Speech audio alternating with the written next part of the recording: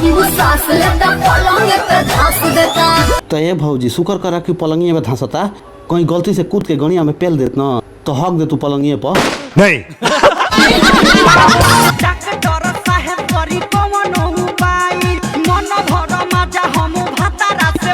ये भौजी एक काम कर, तू हमारा कहना आवा तोहरा के हई पोजवा में पेलम न तो खूब मजा पैबू।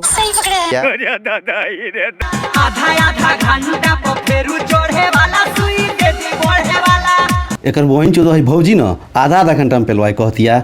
तो ये भौजी आताना पेलवाइबू न भौजी तो सरवा बूरी में घाव हो जाई तोहार, आ बूरी में एक बार घाव हो गई न भौजी तो सरवा एकर बहन चोदो कोनो कुकुरो तोहार गाड़ना मारी।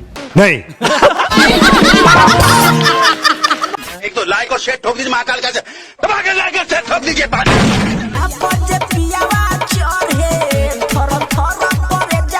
ए भौजी तोहार करजवा थर थर करो चाहे ना करो, लेकिन गणिया तो थप थप करते हुई।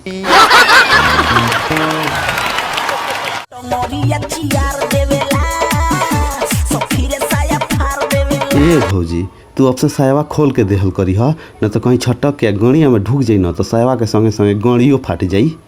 ऐसे नहीं डाला रह जाई हो, बिना भतरे के लइका हो जाई हो। ऐसे नहीं डाला रह जाई हो, बिना भतरे का लइका हो जाई हो। तो ये भौजी तू ना गणिये में पेलवावा, ओंगा लइका ना हुई। नहीं